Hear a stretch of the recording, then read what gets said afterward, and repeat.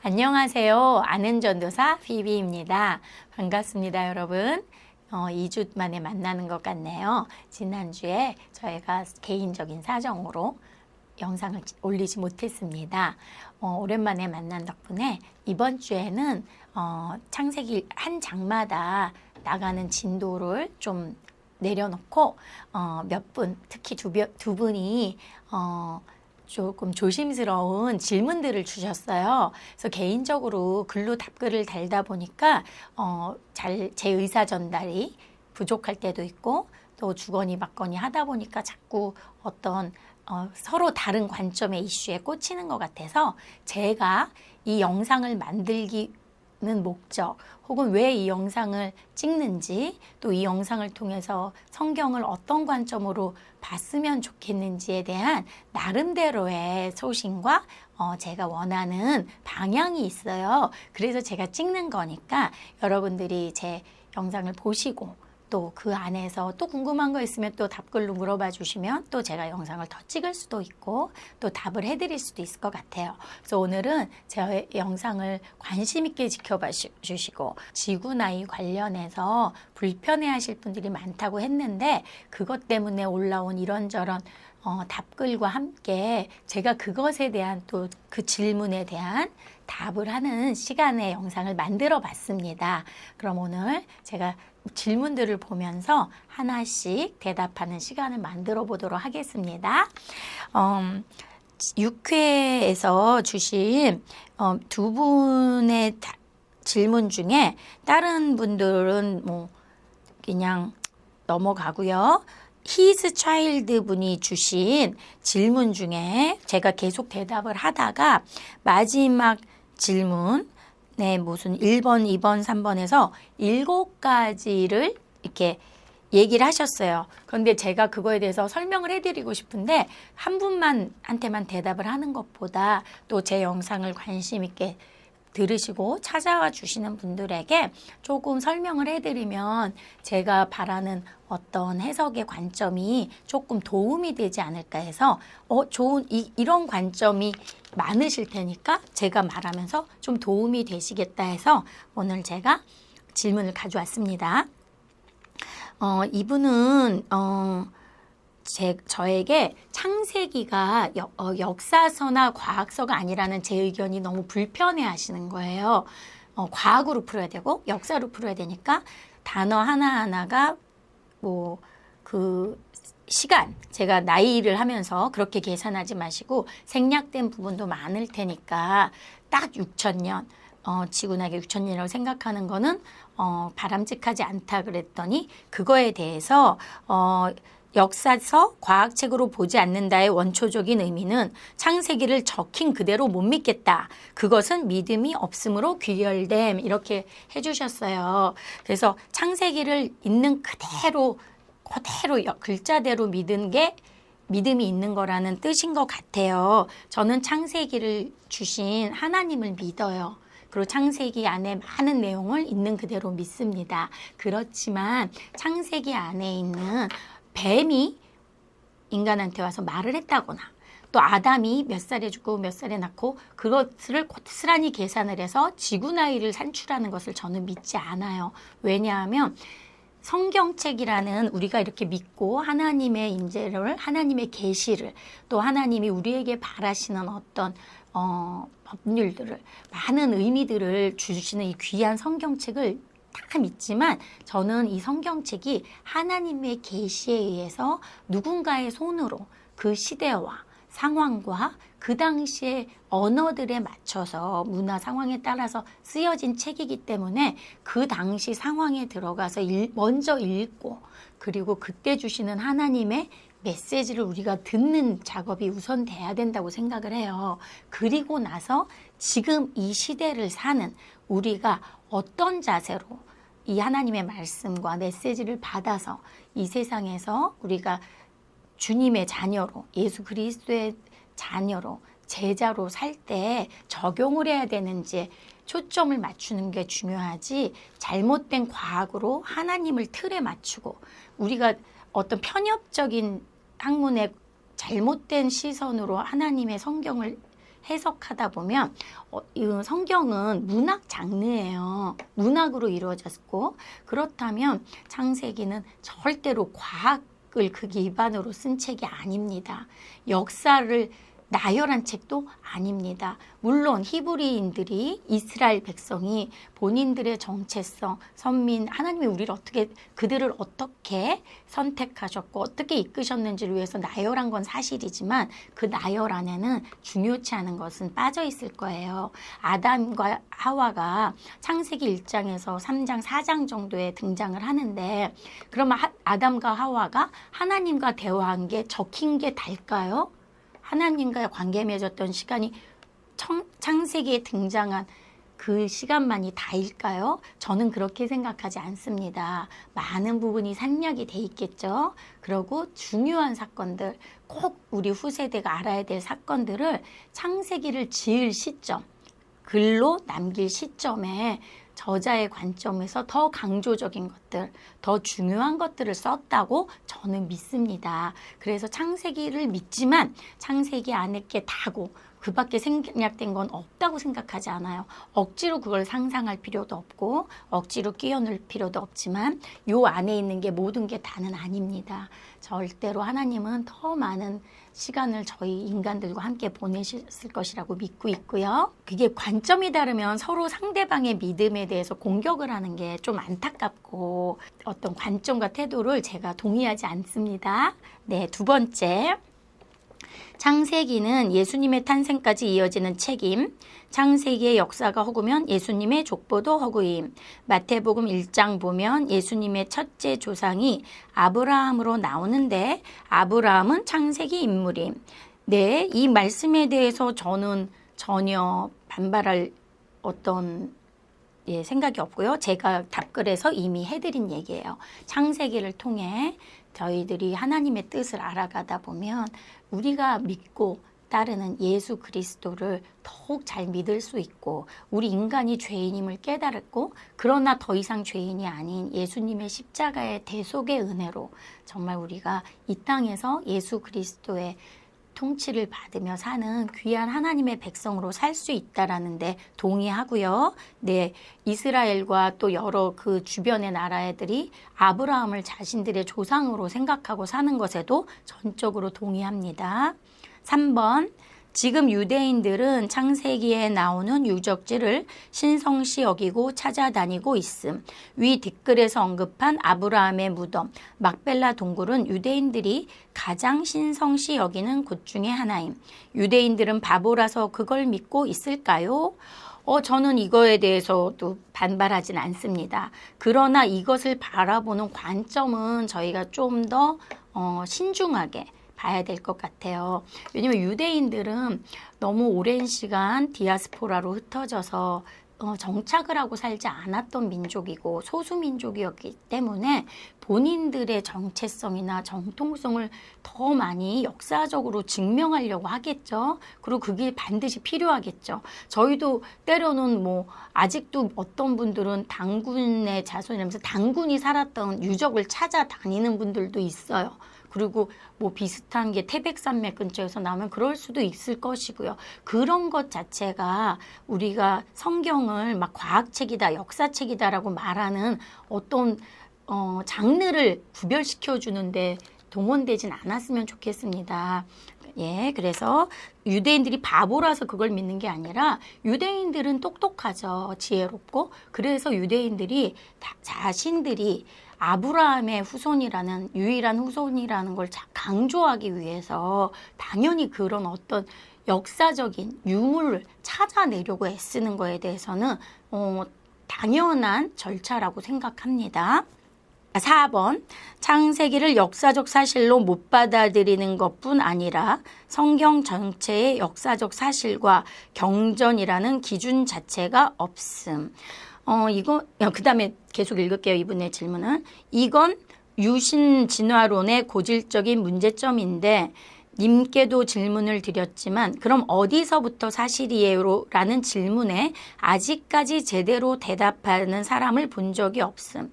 정도사님도 명확히 알고 계셨다면 꾀꼬리처럼 저는 창세기를 과학책으로 안 봅니다라는 말만 되풀이 안 했겠죠? 라고 이제 질문을 하셨어요.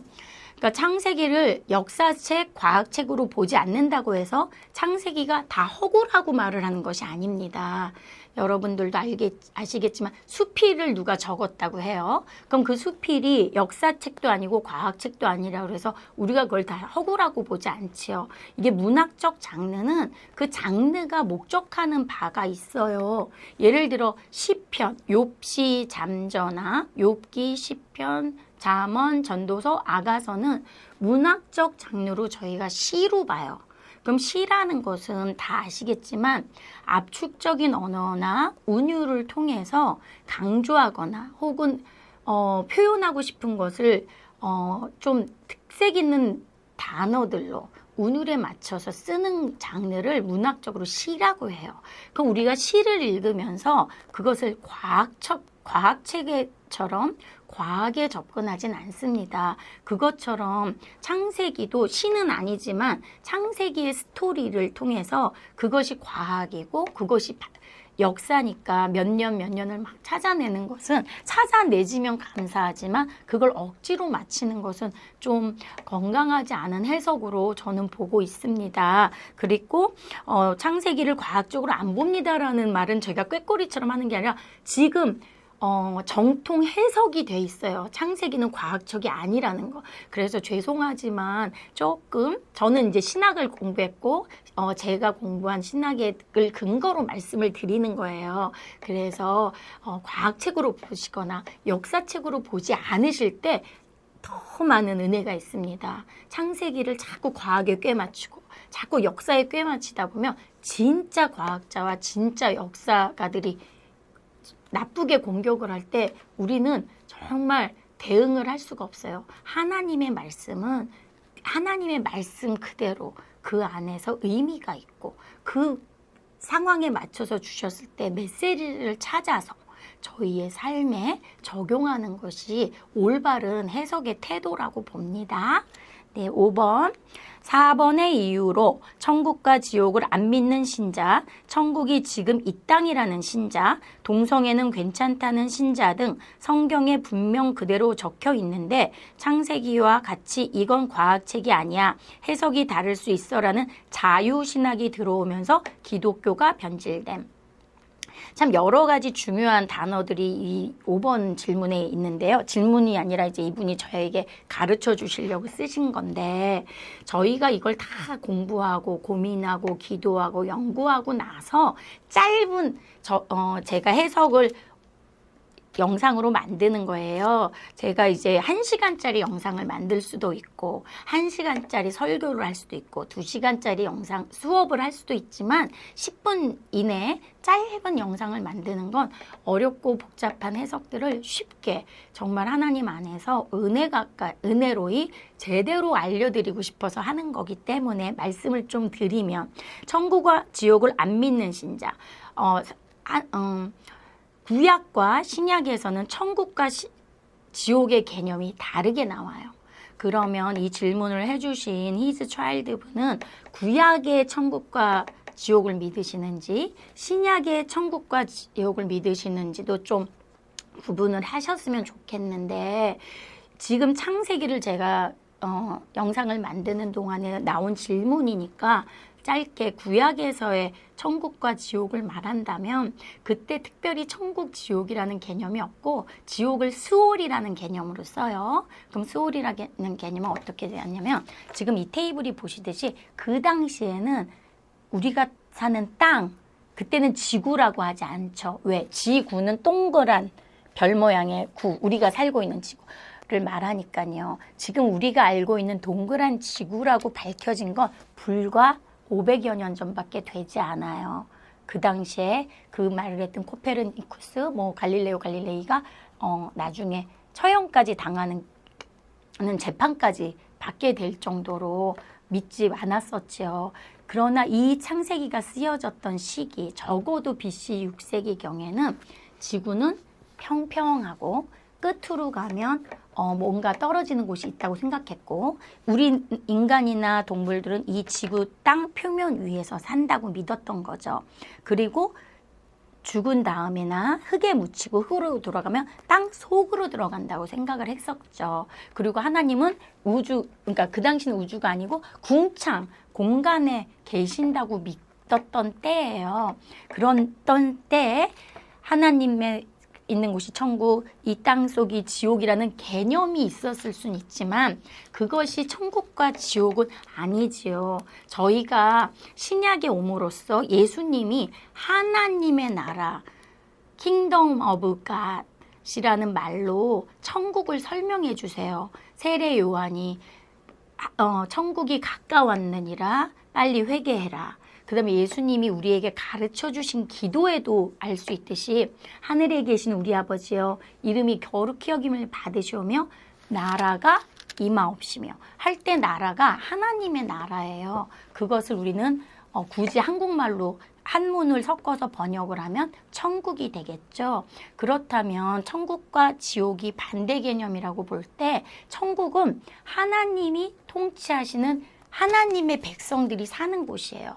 그것을 장소로 하는 것이 아니라 하나님의 통치를 받는 백성들이 하나님과 관계 맺으면서 사는 그 모습을 저희는 천국으로 보는 거예요. 그것은 이 땅이 수도 있고 이 땅에서 연속돼서 죽은 다음에 어디론가 간다면 거기까지 연속이 되는 것을 저희는 전체를 다 천국으로 해석을 하는 게 좀 건강한 해석 같아요. 그러면 반대 개념으로 지옥은 무엇일까요? 하나님의 뜻이나 하나님의 의도와 상관없이 사는 곳. 모르겠어요. 그것이 내 맘대로 산다는 말로 대체될지는 모르겠지만 하나님이 원하시는 뜻이 분명히 성경에 나와 있고 또 많은 세상 만물을 보면서 일어나는 일들을 보면서 우리가 하나님의 의미를 찾아갈 수 있을지언데 그대로 살지 않는 것을 저희는 지옥 개념으로 보는 것이 참 건강한 해석이라고 보고 있습니다. 그래서 천국은 지금 이 땅이라고 우기는 게 아니라 땅이 아니고 어디라는 장소 개념이 아니고 공간 개념이 아닌 하나님을 내 안에 모시고 예수 그리스도를 구주로 인정하며 그분의 뜻에 따라 합당하게 살아가는 신자를 천국 백성, 그 사는 그 자체, 그 관계 그 자체를 우리는 천국으로 봤으면 좋겠습니다. 그리고 동성애는 괜찮다는 신자, 동성애는 분명히 성경에 죄라고 나와 있죠. 그 죄를 괜찮다고 해서는 안 되죠. 우리가 하나님이 말씀하시는 죄, 그 중에 가장 무서운 죄는 내가 하나님이 되고자 하는 죄, 내 뜻대로 이 세상을 마음대로 통치하려는 죄, 강한 힘을 갖고 약한 자를 누르려는 죄가 문제지 그 동성애가 괜찮다는 신자들은 글쎄요. 동성애는 괜찮아라고 하는 신자가 있는지 잘 모르겠네요. 단 이것을 여기 뒤에 써 있는 어떤 해석의 차이겠지만 동성애를 괜찮다는 신자는 제가 잘 본 적이 없고요. 성경에 분명히 그대로 적혀 있는데 창세기와 같이 이건 과학책이 아니야. 창세기는 과학책은 아직도 아니라고 저는 자꾸 꾀꼬리처럼 말씀을 드리고 싶네요. 해석이 다를 수 있다? 해석은 그러니까 모든 인간이 다 자기 입장에 해석을 할 수가 있겠죠. 아전인수격으로 내가 경험한 건, 내가 읽은 책이 다고, 내가 들은 설교가 다고, 내가 들은 문자가 다고 이렇게 해석을 하시면 또 그것조차도 할 수 없고 하나님이 뭐 그렇게 했다고 해서 우리를 막 다 쓸어버리시고 이런 건 아니에요. 단 우리가 하나님을 좀 더 잘 알아가기 위해서 이런 영상도 만들고 또 시간을 들여서 보기도 하시고 성경도 읽고 설교도 듣고 많은 자료도 또 찾고 공부도 하신다면 조금 관점을 확장시켜서 정말 하나님이 원하시는 안경으로 하나님의 렌즈를 끼고 성경을 바라봤으면 하는 마음에 정말 안타깝고 함께 돕고 싶은 마음에 영상을 만들고 있습니다. 그래서 여러분들이 너무 부정적으로 보지 마시고 한번 마음을 열고 보세요. 저는 이단도 아니고 신천지도 아니에요. 그렇지만 정말 관점은 좀 정확할수록 하나님을 더 깊이 정말 제대로 알아갈 수 있다고 믿기 때문에 지금도 영상을 열심히 찍고 있습니다. 그래서 이런 여기서 쓰신 말이 해석이 다를 수 있으면서 자유신학이 들어오면서 기독교가 변질됨 이렇게 말하셨어요. 그러면 지금 여기서 어떤 게 자유신학이고 변질된 기독교 그다음에 자유신학이 변질된 그 과정이 무엇인지를 정확히 말은 안 해주셨지만 정통 기독교라는 게 무엇일까요? 저희가 천주교, 예수님이 돌아가시고 나서 사도들이 만들었던 아름다운 공동체들이 이런저런 역사의 2000년의 시간을 흐르면서 많은 오류와 또 시행착오와 정말 부끄러운 일들을 겪으면서 또 500년 전에는 종교개혁도 일어났지요. 그러면서 또 종교개혁이 온전했으면 좋았을 것이 그 다음에도 많은 교파와 분파로 나뉘면서 각자의 색깔들도 나뉘었고 또 저희가 알다시피 많은 이단들도 있었고 정말 참 힘든 일들이 있었지만 그때마다 또 잘못된 판단으로 정말 예수 그리스도를 말한 분들을 이단으로 모은 적도 있고 또 마녀 사냥을 한 적도 있고 또 여러 가지 일들이 있었죠. 그래서 뭐 교황청과 또 개신교단이 서로가 서로를 이단이라고 말한 적도 있고요. 그렇다면 우리가 정통 기독교란 무엇인지 또 변질됐다는 건 무엇인지 자유신학이라는 것이 무엇인지 그런 것을 따지기 전에 하나님이 우리를 통해서 이 성경 말씀을 통해서 우리를 통해서 이루고자 하시는 일이 무엇인지 그 메시지가 무엇인지를 좀 꾸준히 깊이 있게 정말 잘 찾아봤으면 잘 알아봤으면 하는 바람이 있습니다. 그래서 5번 그렇게 마치고 6번 신약의 예수님이나 바울은 하나같이 구약의 사건들을 인용하여 사람들에게 설명한 네 맞죠. 신약 시대에는 아직 신약이 완성된 게 AD 한 100년경으로 추정을 한다면 신약 시대에는 아직 신약책이 지금의 책처럼 이렇게 합본으로 통합이 되지 않았죠. 343년 콘스탄티누스에 의해서 신약이 정리가 될 때까지는 그때까지는 모든 성경을 말씀, 구약으로 본 거죠. 구약에서 왔고 예수님도 그렇고 바울도 그렇고 유대인 출신이에요. 그 유대인들한테는 구약의 하나님 말씀이 아주 소중한 말씀이었고 그 구약이 성취되는 과정이 예수님이시잖아요. 그러니까 당연히 그분들이 예수님과 바울이 구약의 사건들을 이용해서 사람들에게 설명을 했겠죠. 네. 7번. 지구 나이가 6,000년이라는 게 오직 성경 족보를 계산해서 도출된 창조 과학의 주장으로 착각함. 지르콘의 헬륨 방출률, 레이트 프로젝트와 휴그 밀러의 공룡 탄소 연대 측정, 자기장의 감소율, 해성의 크기 감소율, 석탄과 다이아몬드의 방사성 탄소 검출, 혹시 한 번이라도 들어보거나 따져보고 비판해보고 하셨나요? 이 질문에 대해서 저는 한 10여 년 전에 저희가 창조과학회 세미나를 열심히 들어봤습니다. 그런데 저는 이제 그때 신학을 시작하고 나서 들었는데 제가 이제 창조과학회라는 것을 비난하고 싶지 않아서 한 번도 그것을 입에 올리진 않았는데 지금 여기 질문을 해주셨으니까요. 저는 들어봤고요. 지금 지르콘 헬륨 방출 이런 단어들을 모두 그 안에서 공부를 해봤고요. 그리고 지구 나이가 6,000년이라는 게 오직 성경 족보를 계산해서 도출된 창조과학의 주장으로 착각함.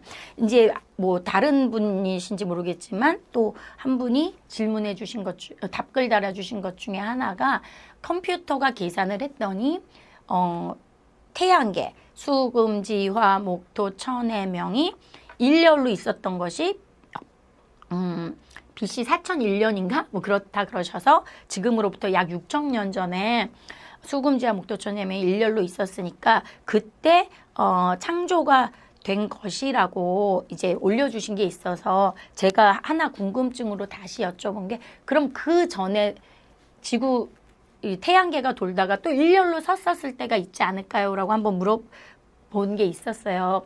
그래서 컴퓨터가 그때가 모든 게 세팅이 됐다고 생각을 할 수도 있지만 더 전에 세팅이 돼서 그 당시에 리세팅이 됐을 수도 있고 그렇죠? 제가 얼마 전에 제 전화기가 한번 팩토리 리셋이 한번 된 적이 있었어요. 1월 달에. 그래서 모든 게 다 날아가고 지금 제 전화기 기록 안에는 지난 1월 달 거부터 살아있는데 제 전화기는 한 3년째 쓰고 있어요. 그럼 제가 리세팅이 되기 전에 제 전화기는 없었던 게 아니거든요. 뭐 그렇게 예를 드는 게 적합한지 모르겠지만 하나님이 수금지와 무토천의 명이 일자로 만들어진 그날부터 전 세계를 만들으셨는지는 모르겠어요. 그리고 지금도 과학으로 굳이 그 일을 말씀드리면 제가 전문 천체 과학자가 아니지만 명왕성이 몇 년 전부터 궤도 이탈을 했다거나 아니면 태양계를 도는 위성이 아니라는 과학적인 어떤 논문들이 발표되고 있어요. 그 말은 예전에 우리가 컴퓨터나 이런 것이 더 정확히 발전을 하기 전에는 명왕성이 태양계 위성인 줄 알았어요. 근데 수성은 가까우니까 빨리 이제 이 각도 재기가 좋은데 명왕성은 너무 멀리 있으니까 태양을 도는 반경이 너무 큰 거예요. 그러다 보니까 그 계산이 예전에 했던 것보다 지금 더 정확하다 보니까 이 궤도가 커진 거죠. 커졌던지 작아졌던지. 그러다 보니까 이게 왜 오류가 생겼지?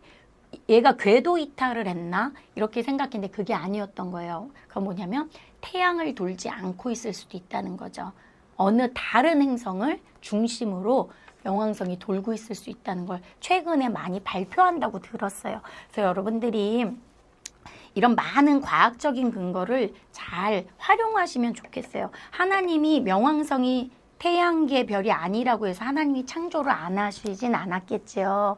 하나님이 다 창조하셨음을 저희는 100% 믿고 하나님이 과학을 정확히 주셨음을 믿고 정말 별들이 위성들이 서로를 방해하지 않으면서 아름답게 돌고 있고 오늘도 아름다운 해가 떴고 또 저녁엔 해가 질 거고 그리고 또 내일도 해가 뜨겠죠. 그런 아름다운 하나님의 섭리를 믿고 그 섭리 안에서 하나님이 창조주이심을 믿고 그 하나님 창조주가 저희가 어떻게 사는 것 정말 자주 말씀드려서 강조하기가 좀 그렇지만 우리가 이렇게 하나님을 믿었으니까 예수 그리스도를 믿었으니까 이제는 우리 주변에 가난한 고아와 과부와 나그네를 보는 그 관점이 바뀌어서 서로가 서로를 사랑하고 서로가 서로를 섬기고 서로가 서로를 도와주는 일로 나가라는 게 창세기 말씀으로 저는 받아들이고 싶어요.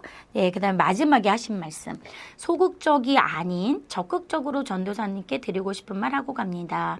궁금한 거나 제대로 된 반박이 없으면 저는 이만 가보려고 합니다. 어린아이와 같은 믿음이 되살아나시길 바랍니다. 안녕히 계세요. 정말 감사한 귀한 축복의 말씀 감사드리고요. 저희가 문자 그대로 읽고 그 당시 정말 아브라함 시대 때 삶대로 우리가 그대로 살 수 있다면 좋겠지만 우리는 지금 서기 2021년을 살고 있어요. 그래서 오늘날의 눈으로 그 당시를 그대로 적용을 하고 살 수는 없을 것 같아요. 왜냐하면 아브라함이 이복 동생 사라와 자기 누이와 결혼을 했잖아요. 그럼 그런 근친상간을 요즘 하나요? 그렇게 하면 안 된다고 우리는 또 배우고 있고 또 그렇게 안 했다고 해서 우리가 하나님의 법을 어겼다고 정죄하지 않지요. 그래서 여러분들이 잘못된 어떤 편견으로 성경을 자꾸 해석을 하시다 보면 너무 오류에 많이 빠지시고 그 빠진 오류가 우리 하나님을 오류에 만들게 해요. 하나님은 완전하시고 완벽하시고 저희 정말 하나님이 지으신 피조물들이 정말 아름답게 건강하게 서로가 서로를 돕고 정말 우리 주변에 가난한 자가 없게 하시고 우리 주변에 외롭고 소외된 자가 없게 하시기를 바란다는 게 참 아름다운 하나님의 뜻인 것 같아요. 이제 우리가 점점 신앙이 좋아지고 성숙해지면 제가 지금 아직은 초기라서 말을 안 하고 있지만 나중에 하고 싶은 말은 이제 너무 개인 신앙 구원에만 강조하지 말고 우리 공동체와 우리 주변 우리 이웃들이 어떻게 사는지에 더 많은 관심을 기울이고 저희들이 사는 목적이 정말 함께 행복한 나라가 되기를 바랍니다. 그래서 제가 이게 적극적으로 이게 반박이라고 하셔서 참 미안한데 저는 반박이라기보다 그냥 제가 배운 제가 아는 하나님과 말씀에 대해서 보는 관점에 대해서 말씀드렸습니다. 감사드립니다. 또 궁금한 거 있으시면 또 부족한 해석이 있었으면 또 알려주세요. 감사드립니다. 안녕.